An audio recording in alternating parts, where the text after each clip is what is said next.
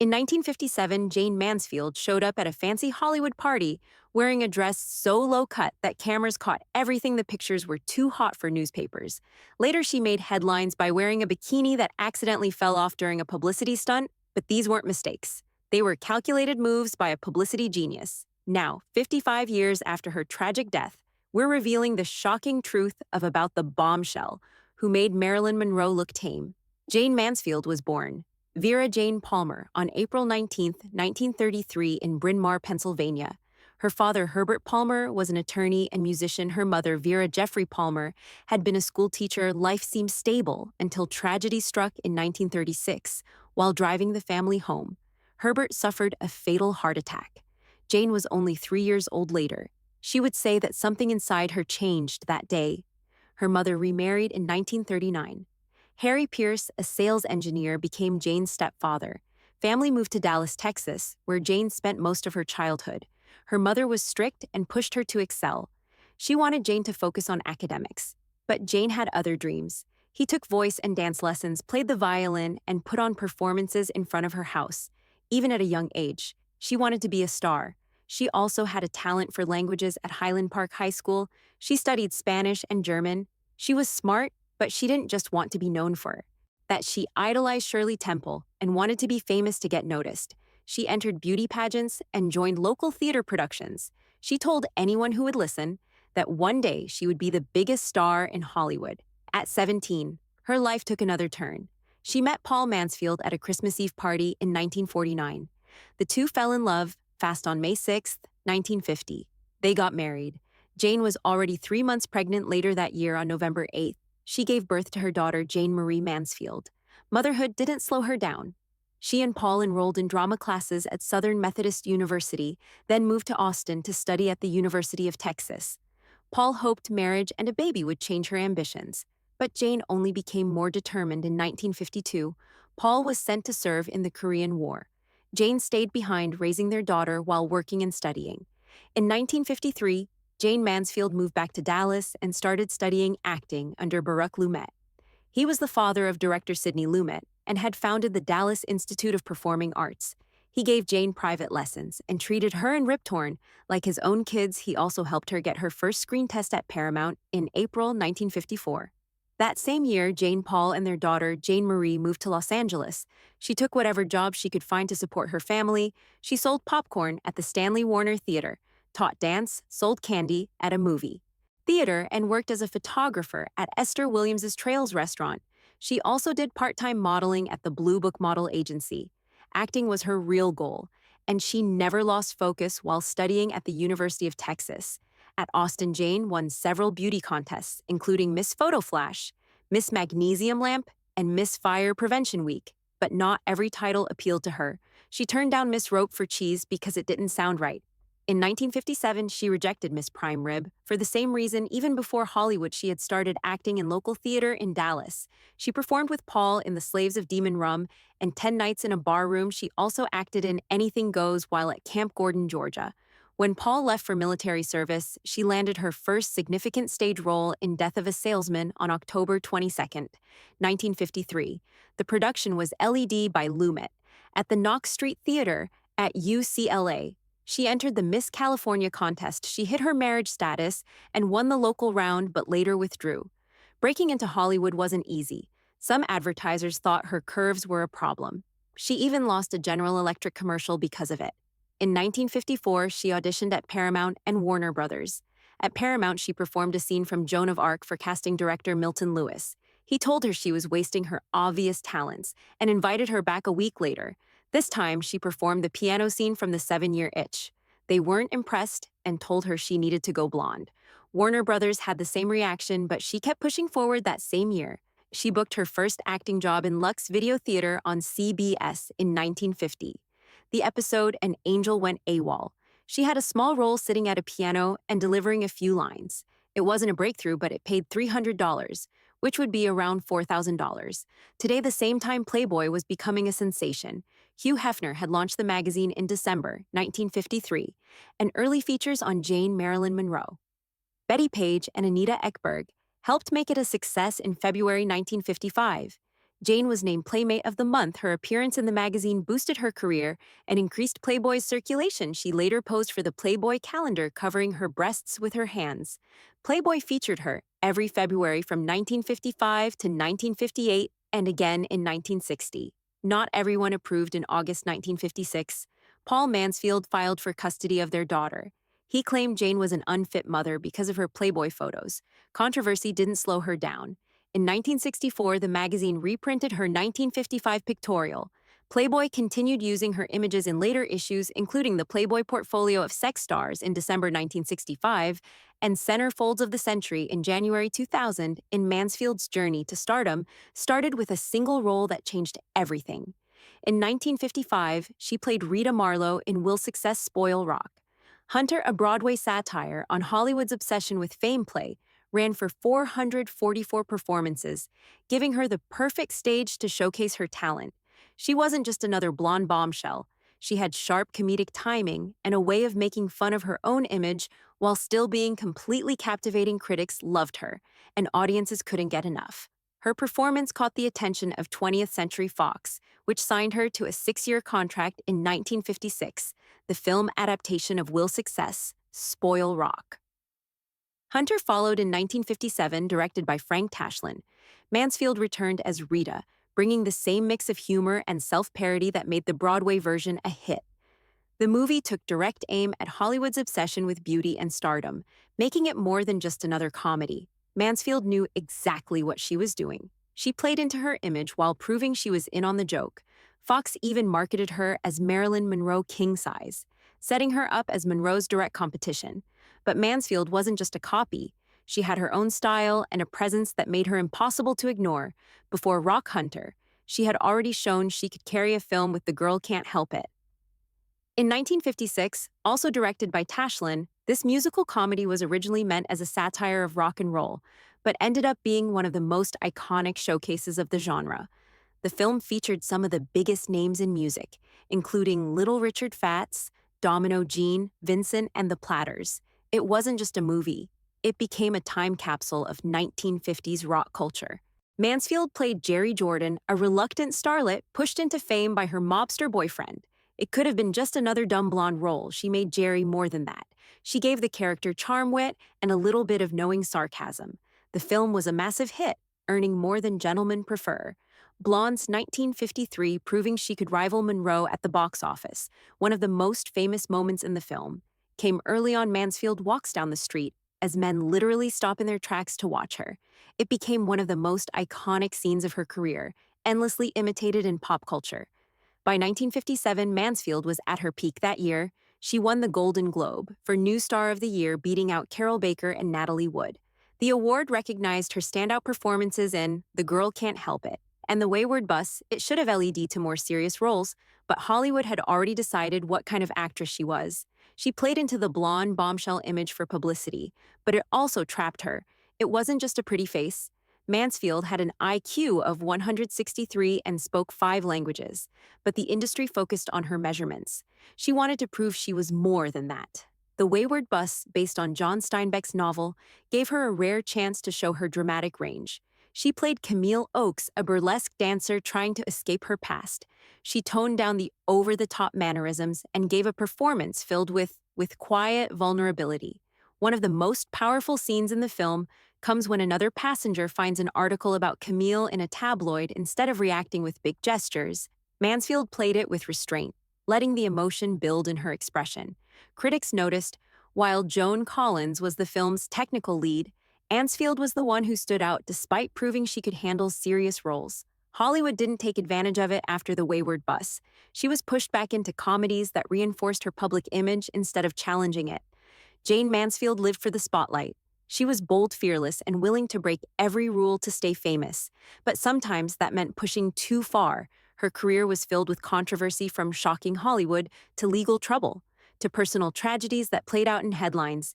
In 1963, she made history as the first mainstream American actress to appear nude in a sound film. Promises featured 3 topless scenes that lasted just over a minute.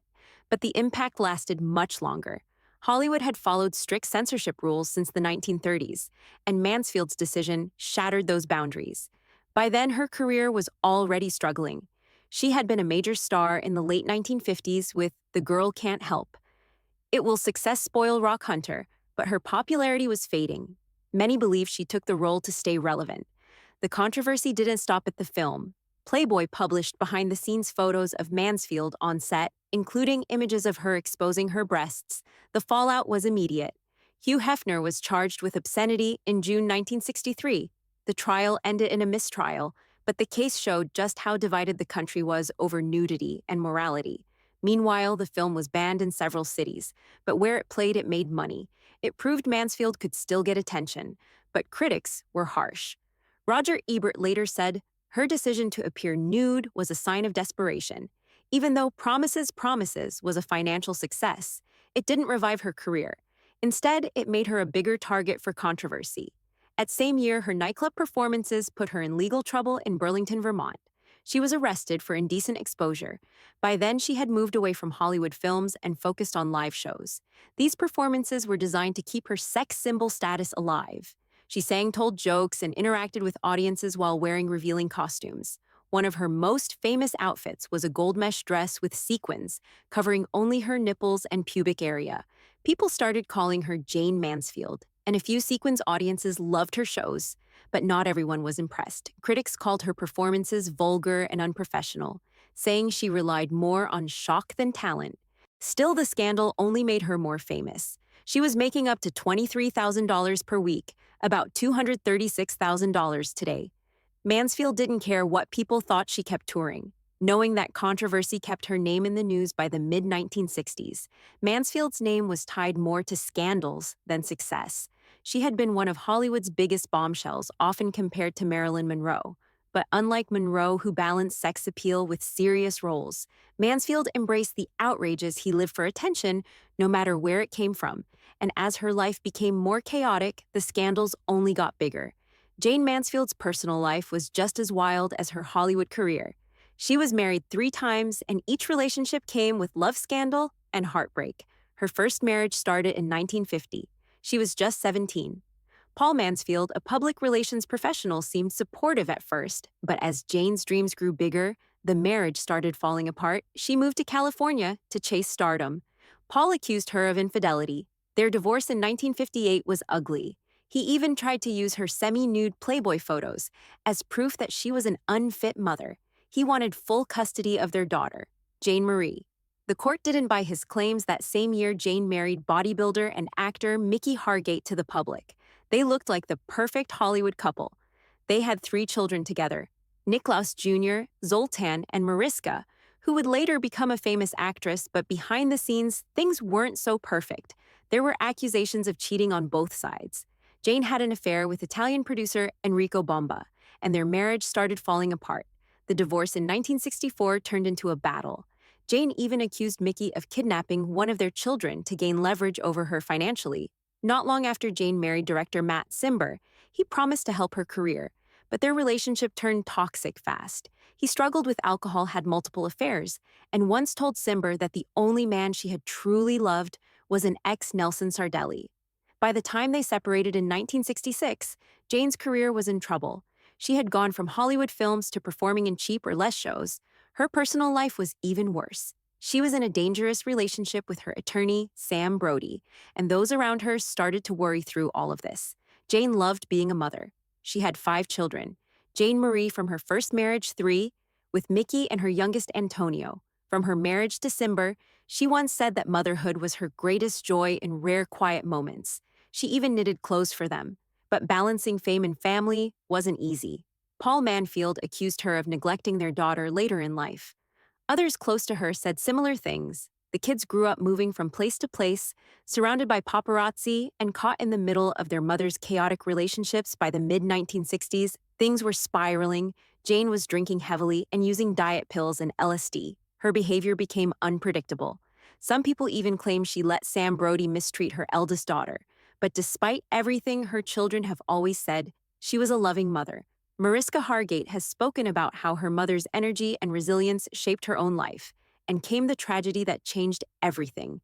In 1967, Jayne was in a car with Sam Brody and 3 of her children when they crashed into the back of a truck.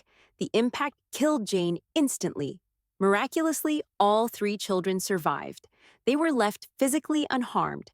The emotional scars would last forever. Jayne's love life didn't end with her three marriages. She was linked to Clint Eastwood, Peter O'Toole, Bobby Darin, and even Anton LaVey, the founder of the Church of Satan. But one of the most shocking rumors was her alleged affair with President John F. Kennedy. She reportedly pursued him because she was jealous of Marilyn Monroe's relationship with him, with help from actor Peter Lawford. She arranged meetings with JFK in the early 1960s. Unlike Monroe, who kept things quiet, Jayne bragged about it. She even taunted Marilyn about it at Hollywood parties. Some say JFK wasn't interested in her beyond a few encounters. Others believe there was more to the story. There were also rumors that she had been involved with Robert F. Kennedy and even Joseph P. Kennedy Sr. After Monroe's death in 1962, Jayne started to get paranoid. She told people she feared something similar could happen to her. Meanwhile, in 1966, she met Anton LaVey, the founder of the Church of Satan. Their connection sparked rumors, and when tragedy struck, many began to wonder if something darker had been at play. Mansfield was in San Francisco for a film festival when she met Levi. He was fascinated by her, and she seemed equally intrigued by him. Soon, photos of them together appeared in the media. People started calling her the High Priestess of Levy. Some believed it was all for publicity. Mansfield loved attention, and Levy was known for theatrics, but others weren't so sure. She called him a genius, and he thought she was a powerful figure. Their relationship remained mysterious, but one thing was certain: wherever they went, headlines followed. At the time, Mansfield was dating Sam Brody. Her lawyer and rumored fiancé, their relationship was turbulent. Brody was aggressive, and many believed he controlled her. Leva didn't like him. He warned Mansfield that Brody would bring harm. Then things took a darker turn. Leva allegedly placed a curse on Brody, saying that if Mansfield stayed with him, Brody would die within a year. She didn't listen whether she believed in the curse or not. She stayed by Brody's side. That was when the tragedies began. The first was a nightmare on November 23, 1966. Mansfield's 6-year-old son, Zoltan, was mauled by a lion at Jungleland, USA, an animal park in California. His injuries were so severe that he needed brain surgery. Some believe the curse had begun. Meanwhile, Brody started getting into car accidents over several months. He was involved in at least 6 crashes. Mansfield was often in the car with him, and each time the danger seemed to grow. People who once laughed at the idea of a curse started to wonder if something more sinister was happening. Then came the night of June 29th, 1967. The night started like any other. She had just finished a performance at Gus Stevens' Supper Club in Biloxi, Mississippi. From there, she was headed to New Orleans for a television appearance. Riding with her were her boyfriend, Sam Brody, her driver, Ronnie Harrison, and her 3 children, Mickey Jr. Zoltan and Mariska Hargate, who was only 3 years old. The children were asleep in the back seat as the 1966 Buick Electra 225 sped down U.S. Route 90. It was early morning around 2:25 a.m. when the car neared Slidell, Louisiana. Up ahead, a semi-truck was slowing down. A thick cloud of fog had settled over the road. It wasn't just any fog. It came from pesticide being sprayed in the area. Visibility dropped, and before the driver could react, the Buick crashed straight into the back of the trailer. The impact was devastating. Car slid under the truck. Jayne Mansfield, Sam Brody, and Ronnie Harrison were killed instantly. Even Mansfield's Chihuahua, which had been in the front seat. Somehow, all 3 children in the back lived through the crash with only minor injuries. Hollywood was in shock. But this tragedy did more than make headlines. It changed auto safety forever. The accident led to the introduction of metal bars on the back of semi-trailers. These are now known as Mansfield bars. They prevent cars from sliding underneath trucks. The way hers did, her death forced the industry to rethink road safety. But as the news spread, so did a disturbing rumor. Many believed Mansfield had been decapitated in the crash. This myth likely started because of photos from the scene. Blonde hair could be seen scattered around the wreckage. People assumed the worst, but the truth was different. She had been wearing a wig that flew off in the impact. The official coroner's report stated that she died from severe head trauma. Her skull had been crushed, part of her cranium was torn away. But she was not decapitated. Even so, the rumor took on a life of its own, making its way into books and movies, including Crash 1996 for her children. The loss was something they carried with them forever. Mariska Hargate, the youngest, grew up with a scar on her head from that night. The tragedy shaped her life in ways she would only fully understand. Years later, she became an actress, finding success in Law and Order, Special Victims Unit. She became an advocate for trauma survivors. The pain of losing her mother never went away, but she turned it into something meaningful. Jayne Mansfield wasn't just a Hollywood bombshell. She was a master of publicity, a fashion icon, and a woman whose legacy left a lasting mark on both pop culture and public safety. At the height of her fame, she was everywhere. Between September 1956 and May 1957, alone she appeared in around 2,500 newspaper photographs with over 122,000 lines of print dedicated to her. Even in an era filled with glamorous stars, her ability to command attention was unmatched. Every detail of her public image was carefully orchestrated, often with the help of her publicist James Byron. Whether it was a daring outfit, carefully planned wardrobe malfunction, or an unforgettable appearance at a star-studded event, Mansfield knew how to keep the cameras rolling. One of her most famous moments happened in April 1957 at a dinner party honoring Sophia Loren Mansfield. Arrived in a plunging dress, leaned forward just as the cameras flashed, and instantly became the center of attention. Image of Loren casting a disapproving glance at Mansfield's cleavage became one of the most famous photos in Hollywood history. This wasn't just luck. She knew the power of a single moment, and she made sure the world never forgot her. But Mansfield wasn't just a tabloid sensation. She played a crucial role in shaping fashion trends, particularly when it came to bikinis. In the 1950s, bikinis were still seen as risque, something only the boldest women would wear. Alongside stars like Marilyn Monroe and Brigitte Bardot, Mansfield helped change that perception. She often wore bikinis in films, photo shoots, and live performances, turning them into symbols of confidence and glamour. One of her most iconic looks was a leopard print bikini, which became a signature piece during her stage shows. She also wasn't afraid to use bikinis as a publicity tool. In 1955, at a press event for the film Underwater, she wore a red bikini that was just a little too small when she dove into a pool. The top slipped off. The media frenzy that followed only boosted her fame. This kind of bold move kept her in the spotlight and helped cement bikinis as mainstream fashion at the 1960s. Bikinis were everywhere, becoming a symbol of liberation and modernity. Mansfield had played a key role in that transformation. There was also another side to Jayne Mansfield that few people truly understood. Beneath the dumb blonde persona was a woman with an IQ of 149. He was fluent in 5 languages: English, French, Spanish, German, and Italian. She learned the first 3 in high school and later picked up German and Italian. She was incredibly sharp, but Hollywood had little interest in promoting that side of her. Studios saw her as a sex symbol first and a thinker second.